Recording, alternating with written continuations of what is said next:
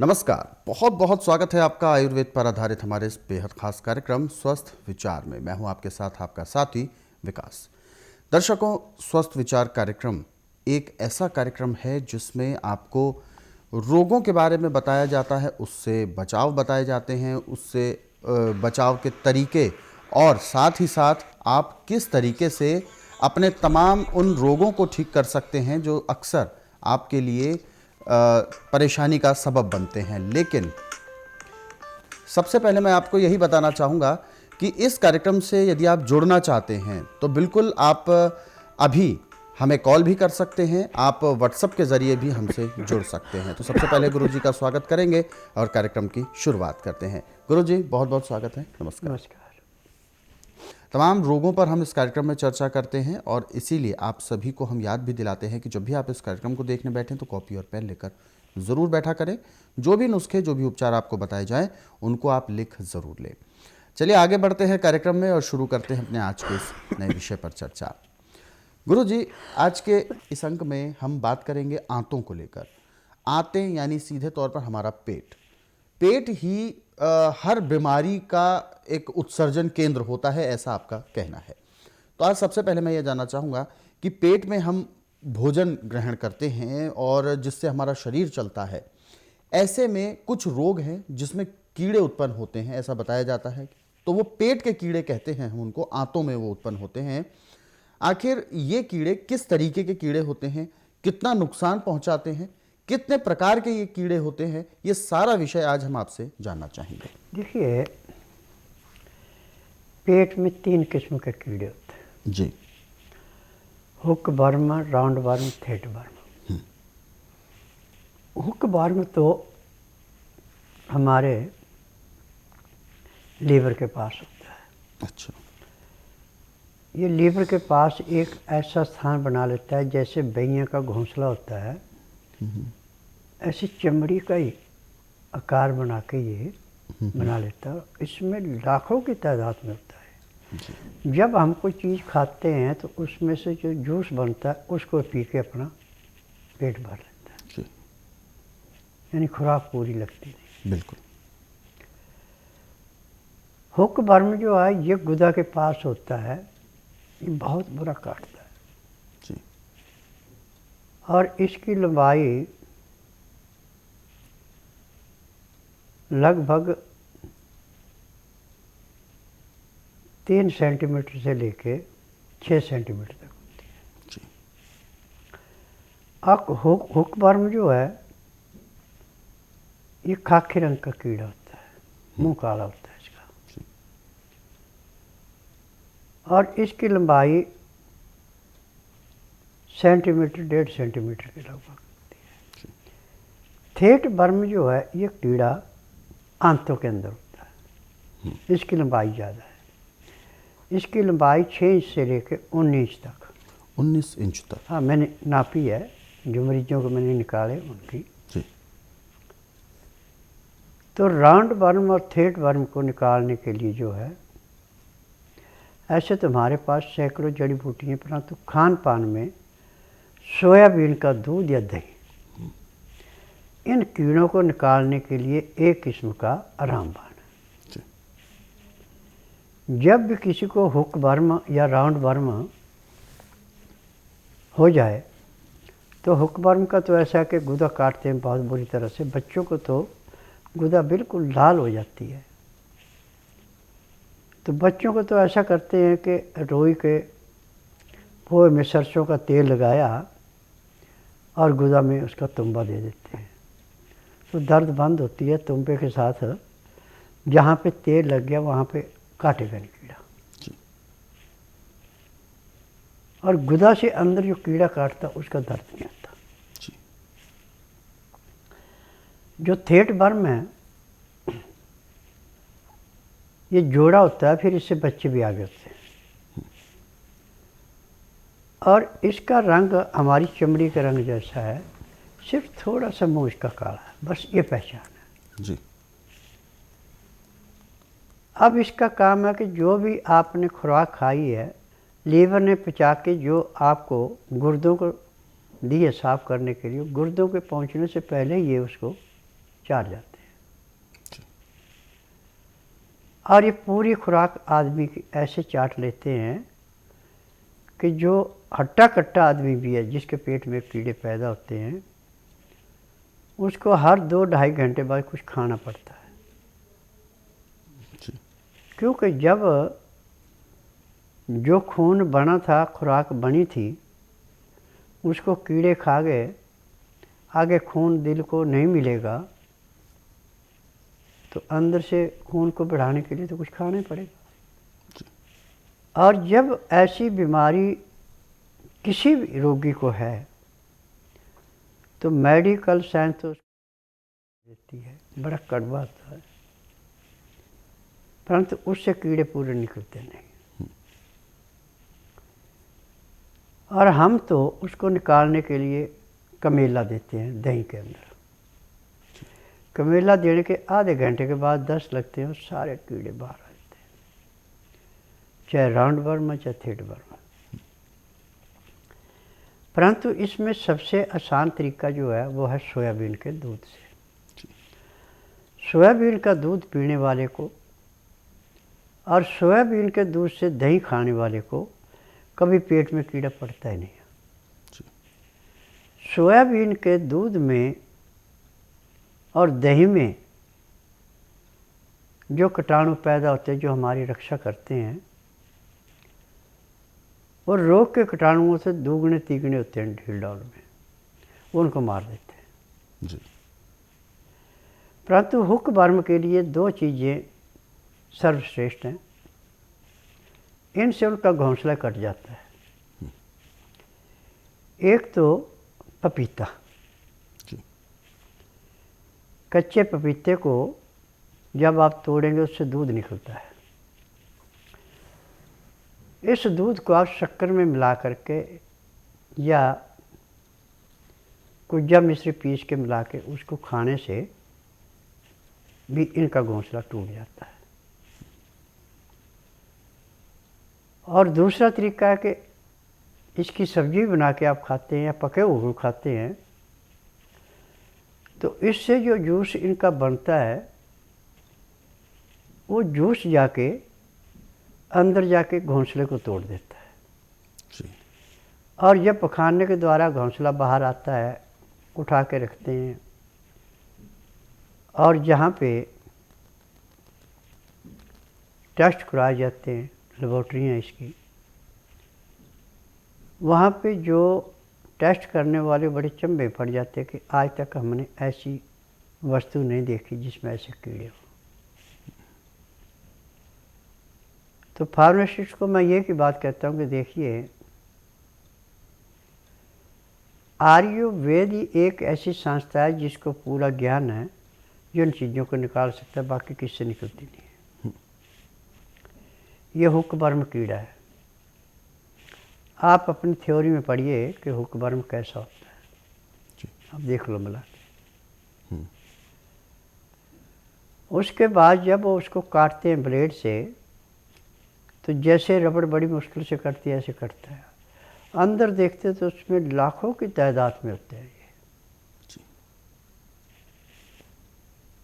तो मैंने अपने जीवन में कम से कम 10,000 व्यक्तियों के, रोगियों के ऐसे निकाले हैं। और जब उन्होंने टेस्ट करा के एक ही रिपोर्ट आई कि ये हम इसको नहीं जानते, पता नहीं कैसा कीड़ा है।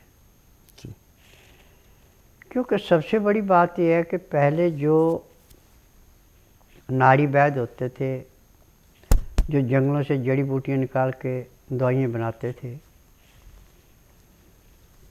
उनका तो नामो निशान नहीं रहा जी। आजकल चाहे आयुर्वेद या यूनानी या होम्योपैथी, इनमें थ्योरियाँ पढ़ाई जाती हैं और लक्षण बताए जाते हैं कि बीमारी है तो इसका लक्षण यह है तो इसको दवाई ये देनी है। यहाँ पर मैं एक चीज़ आपसे एक बात और जानना चाहूँगा गुरुजी, जैसा कि आपने बताया कि औषधियों के माध्यम से, दवाइयों के माध्यम से, आयुर्वेदिक तरीके से भी इन चीज़ों को निकाला जा सकता है और बहुत आसानी से निकलते हैं। लेकिन एलोपैथ में भी जिन दवाइयों का जिक्र होता है या कोर्स में जो दवाइयाँ दी जाती हैं कीड़ों को मारने की, तो उससे भी उसी तरीके से कीड़े मारे जाते हैं। तो क्या इन दोनों में चीज़ों में क्या अंतर होता है? एलोपैथिक में जो दवाइयाँ दी जाती हैं जी। वो उनको सुला करके निकालते हैं, जी। मारते नहीं। अच्छा। उनके अंडे रह जाते हैं, अंदर कीड़े फिर पैदा हो जाते हैं। जी जी जी। परंतु आयुर्वेद की जो दवाइयाँ इनके देने से अंडा है, स्वयं कीड़ा है, सब के सब पखाने के द्वारा ऐसे निकलते हैं जैसे नदी में बाढ़ आई और किनारे साफ होते, ऐसे अंतें साफ होती हैं। जी। यानी लीवर से लेके और गुदा तक आंत को साफ करने के लिए पपीता, पपीते का दूध एक किस्म का अमृत है। जी। और ये सोयाबीन का दूध और सोयाबीन का दही आप बच्चे, बूढ़े, जवान को किसी को खिलाएंगे, ये सबको पचता है। और कब्ज को तो ऐसे तोड़ता है जैसे समझो किसी पत्थर में ब्लास्टिंग करके उस पत्थर का चूरा चूरा कर देते हैं और बिखर जाता है। जी। ऐसे अंतों को साफ करके हर बीमारी पे कंट्रोल करता है। और सोयाबीन आजकल सबसे ज़्यादा अमेरिका में इसका प्रचार ज़्यादा बढ़ा, क्योंकि मेरे पास तो पूरे संसार से जो हिंदी समझते हैं, सुनते हैं और अपने रोग के अनुसार यहाँ के इलाज कराते हैं, वो एक ही बात कहते हैं कि स्वामी जी आपके बोलने का लहजा और नाड़ी परीक्षण करने का हमने आज तक किसी डॉक्टर हकीम के पास ऐसा नहीं देखा। वो तो पहले पूछते हैं आपकी माँ को क्या बीमारी थी, बाप को क्या थी, भाई को, नाना को, नानी को, मामा को, मामी को, पता नहीं कितने को इकट्ठे करते हैं। फिर इसके अनुसार वो टेस्ट लिख देते हैं। टेस्ट करके जो मशीन में बताएंगे उसके अनुसार वो दवाई देते हैं। जी। परंतु आप तो किसी से कुछ पूछते नहीं, उंगली रखी कलाई पे और बता दिया कि आपका रोग इतना पुराना है, ये दवाइयाँ हैं, परहेज है, खाएंगे, परहेज करेंगे तो आराम मिलेगा, परहेज नहीं करेंगे तो कुछ नहीं मिलेगा। और मैं तो नंगी बात कहता हूँ, मैं किसी को ढक के नहीं कहता, कि रोगी को प्रत्यक्ष बता दो कि आपका रोग इतना पुराना है और ये कारण आपके रोग होने का, ये इसके परहेज, आप परहेज कर सकते दवाई ले लो, परहेज नहीं कर सकते दवाई मत लो। और मेरे आश्रम की दवाइयाँ सारी उम्र नहीं खिलानी पड़ती, किसी को 15 दिन, किसी को महीना, किसी को 1.5, किसी को 2, जो ज़्यादा लापरवाह है उसको 3 महीने। जैसे रोग समाप्त होता है दवाइयाँ बंद हो जाती हैं। मेरा नाम सुवर्णा मोहन मार्कर करके है, मैं पुणे से आई हूँ। मुझे स्किन का प्रॉब्लम है, सोरेसिस करके, और बहुत सालों से थे था, मतलब 3 साल हो गए सोरेसिस था मुझे। मतलब काफ़ी इलाज किया, बॉम्बे गई, एलोपैथिक किया, होम्योपैथिक किया, आयुर्वेदिक भी किया, पंचकर्म भी किया, लेकिन किसी से आराम नहीं पड़ा। फिर मेरी बुआ रहती है नासिक में, उन्होंने मुझे बताया कि बाबा जी का प्रोग्राम आता है, तू और दिल्ली जाके आ, तुझे फ़र्क पड़ेगा। फिर यहाँ आने के बाद पता चला कि बाबा जी बोले, नर्स देख के बाबा जी ने बोला कि तुझे प्रॉब्लम है करके, सोरेसिस है। फिर बाबा जी ने 15 दिन की पहले दवाई दी, उसके बाद में बाबा जी ने बोला था कि बढ़ेगा, फिर बाद में बोला था कि कम हो जाएगा।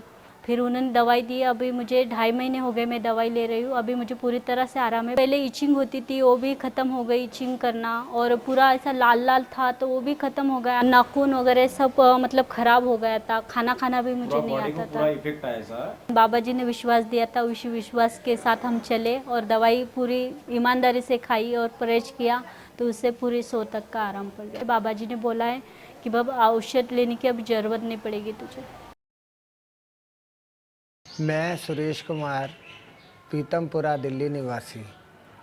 मुझे 10 साल से संग्रहणी की बीमारी है। मैं 10 साल से एलोपैथिक, यूनानी, आयुर्वेदिक हर तरह का इलाज कर चुका हूँ, हर तरह के हॉस्पिटल में जा चुका हूँ, लेकिन आज तक मुझे कहीं किसी से कुछ फ़र्क नहीं पड़ा। जब ये मेरी मिसेज़ हैं, इन्होंने एक बार प्रोग्राम देख रही थी तो इन्होंने मुझे प्रोग्राम के बारे में बताया, मैंने देखा तो मुझे कुछ अपने अंदर रोशनी नज़र आई कि एक बार मैं यहाँ भी जाके देखूँ। अदरवाइज़ नहीं तो मैं 10 साल से इतना टूट चुका हूँ इतना टूट चुका हूँ कि अब कहीं जाने का मन नहीं करता था। अब मैं बाबा जी के पास जिस दिन नाड़ी परीक्षण कराया उसके 2 दिन बाद ही मुझे अपनी संग्रहणी की बीमारी में हल्का सा फ़र्क पड़ना शुरू हो गया। 3-4 दिन के बाद तो मेरी संग्रहणी ऐसे गायब हो गई कि मुझे खुद ही नहीं पता चला। और इतना संग्रहणी से जो मैं 10 साल से परेशान था वो मेरी 4 दिन के अंदर अंदर बाबा जी की दवाई से बिल्कुल ख़त्म हो गई। मैं जो है जब संग्रहणी की बीमारी थी तो पूरी रात मैं सो नहीं पाता था। अब मैं आराम से सो जाता हूँ, सब काम कर लेता हूँ। इतना फ़र्क पड़ गया मुझे कि मैं बाबा जी की कृपा हुई मेरे पे, जो कि ये मेरा जीवन उन्होंने सुधार दिया। आगे बढ़ते हैं कार्यक्रम में। जो दर्शकों ने हमें व्हाट्सएप मैसेजेस भेजे हुए हैं हम उन पर भी चर्चा कर लेते हैं, लेकिन उससे पहले हमारे साथ एक और दर्शक हैं, आइए उनसे भी बात करते हैं। हेलो, क्या शुभ नाम है आपका? जी, कहाँ से बात कर रहे हैं आप? बेंगलुरु से। अपना सवाल पूछिए, गुरुजी सुन रहे हैं आपको, बताइए। सर्वाइकल की प्रॉब्लम है आपको? जी। देखिए, नसों के अंदर गैस की बीमारी होती है। इसका इलाज आज पूरे संसार में मेडिकल साइंस में नहीं है। और मेरे लिए बीमारी ऐसी है जैसे खेत में से गाजर मूली निकालना। आप ऐसा कीजिए, बुधवार छोड़कर गुरुवार से लेकर मंगलवार के बीच में मेरे आश्रम में आइए। जिस दिन आश्रम में आना उस दिन रात्रि 10 बजे तक खा पी के दातन कूड़ा करके बड़ी इलायची मुंह में रख के चूसते रहें। सुबह 9 से 10 के अंदर अपना नामकरण करवाना। 10 से 12 मैं नाड़ी परीक्षण करूँगा।